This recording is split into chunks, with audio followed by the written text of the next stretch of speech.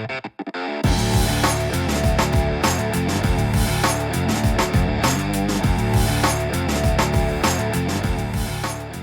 everybody. Welcome to Startup Ed Podcast Season 2, and we're welcoming Stuart Prestedge here all the way from Prague. Stuart runs a program called Software Startup Mentorship Program, and he has been helping a bunch of startups and entrepreneurs like yourself succeed in the software tech world. With all due respect here, let's give Stuart a clap.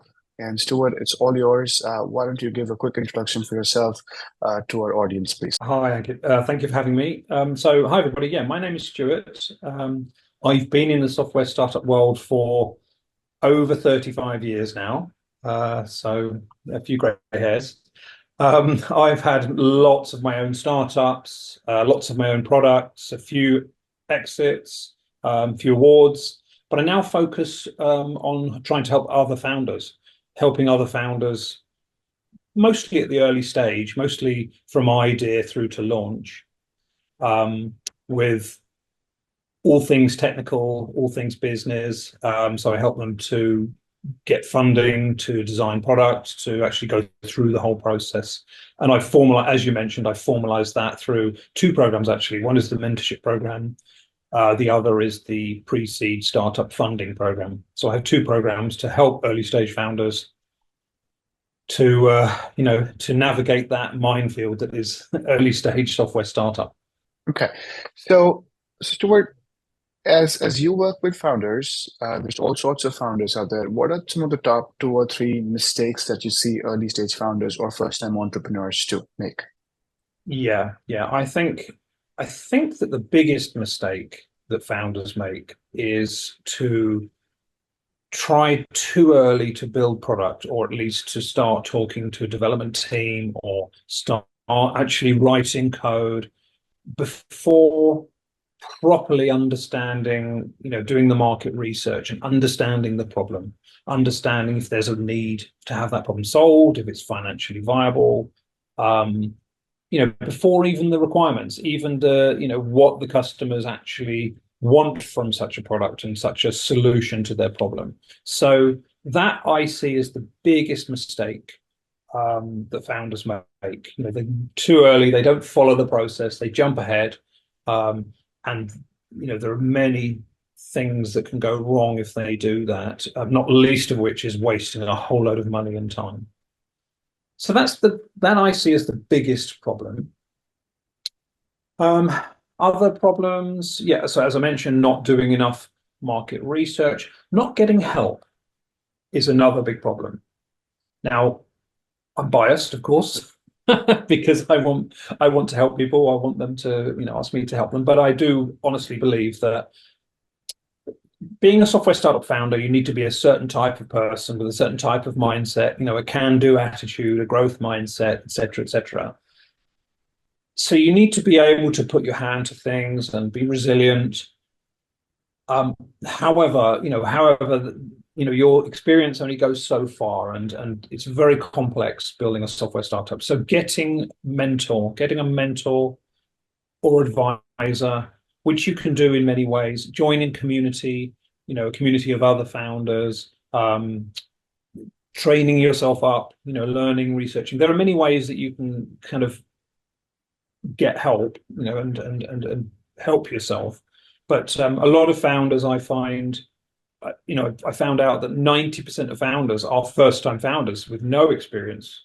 So a lot of founders sort of just have this attitude, I can do it myself, without actually getting help, from perhaps a co-founder or an advisor or something like that. So, Right. One piece of advice is get help when you need it and really try and recognize when you need help. Awesome. Yeah, that makes sense.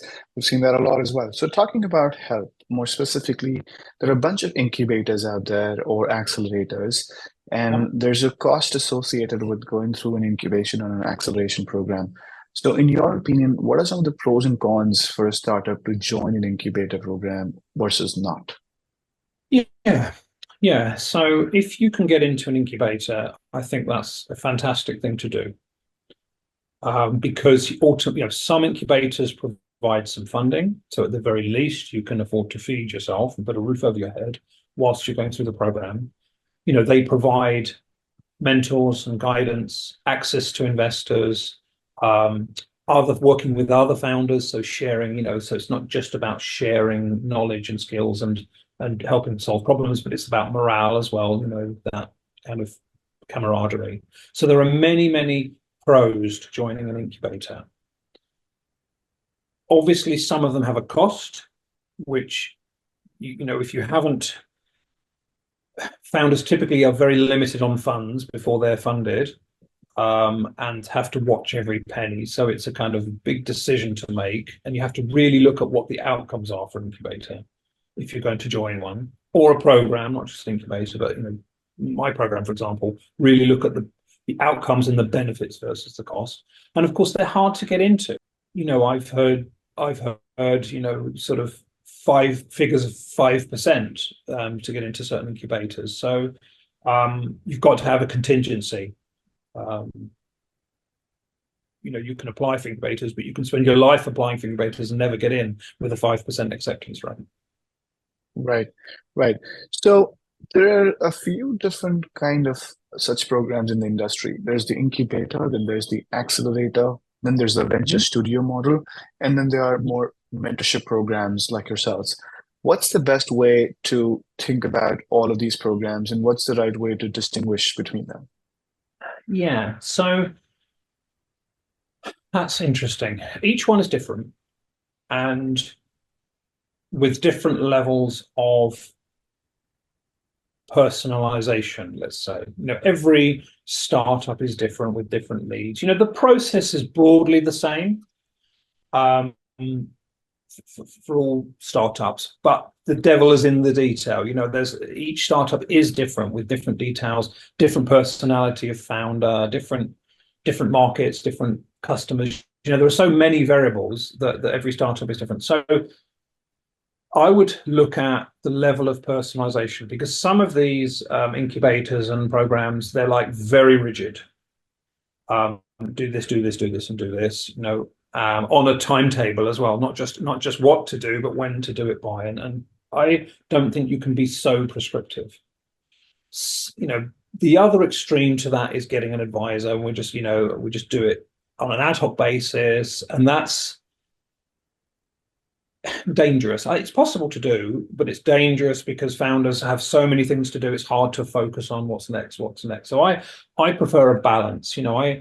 I think there's a good balance to be struck between having the process and being methodical, but at the same time getting personalized input, personalized advice, being flexible.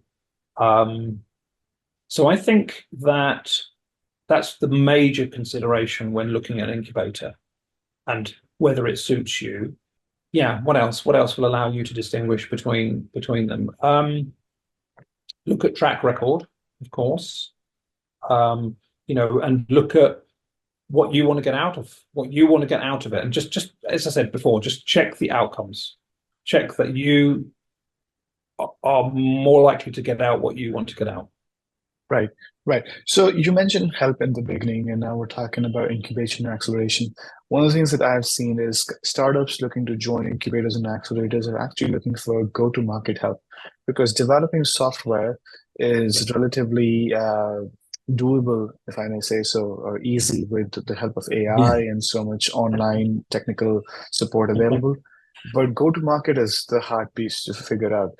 So in your opinion, what are some of the ways that a startup who's looking to do its go-to-market should approach incubation and then go-to-market in general?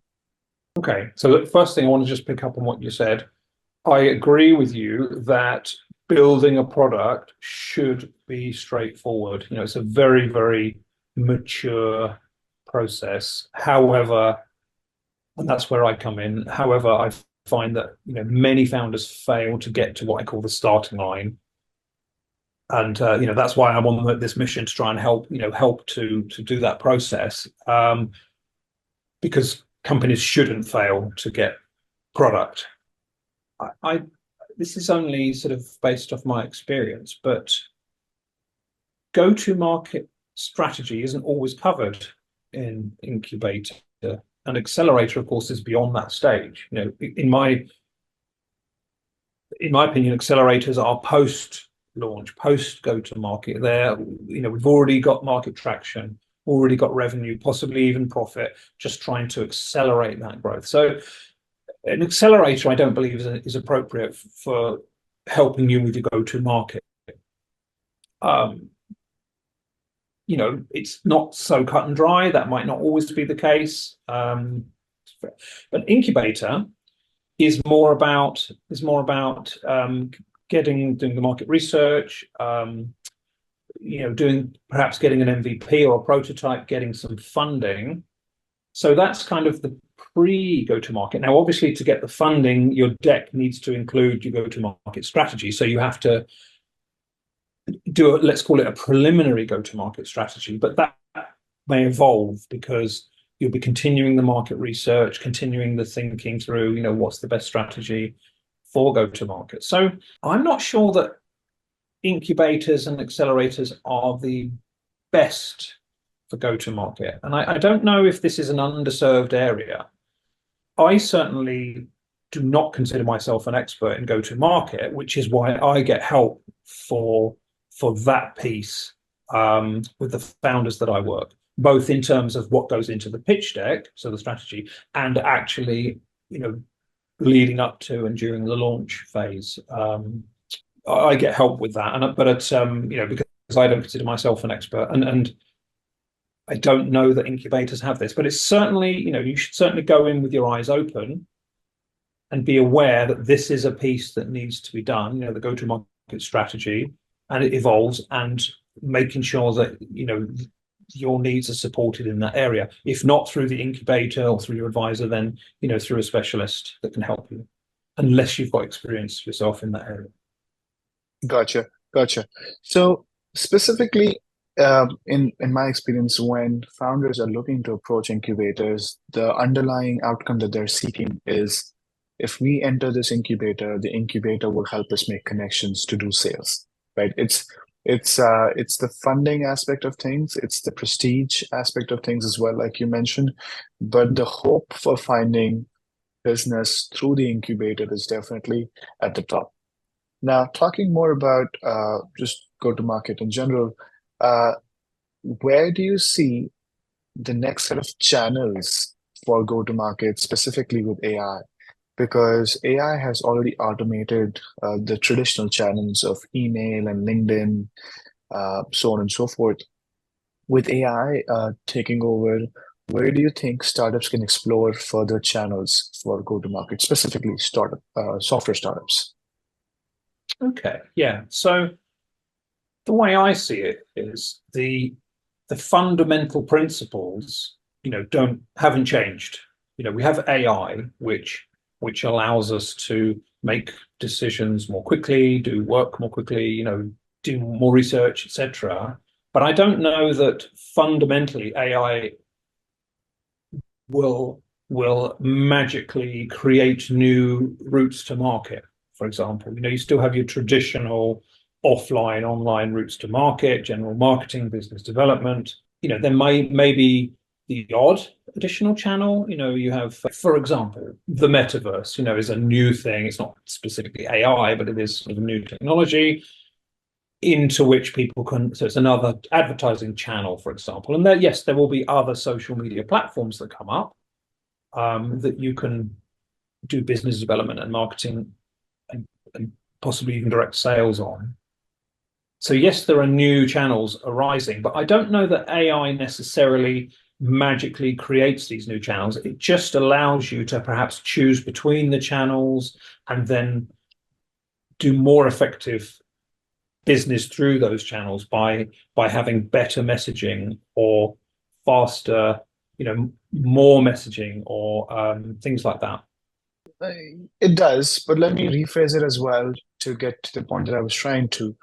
Because of AI, and because there's so much automation around these online channels, specifically that software startups use, there's so much noise on these channels.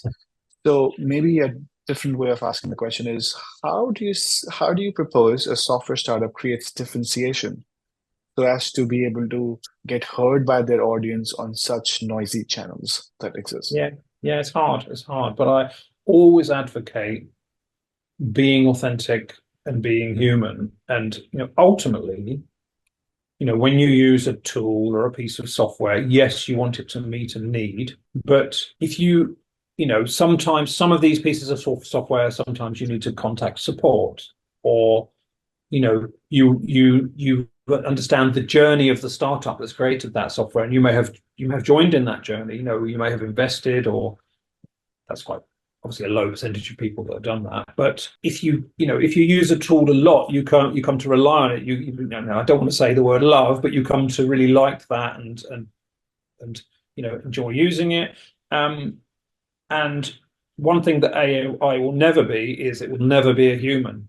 And as humans, we are authentic and we are flawed and we have a journey and a story. And it's those human side of things, I think, will shine through to allow companies to rise above those ones that just automatically generated transactional, fix a need, I'm going to pay money, fix a need. There is a place for that, of course, but we all do our jobs, we work, but at the same time we really want to enjoy what we do, and part of that is the human connection.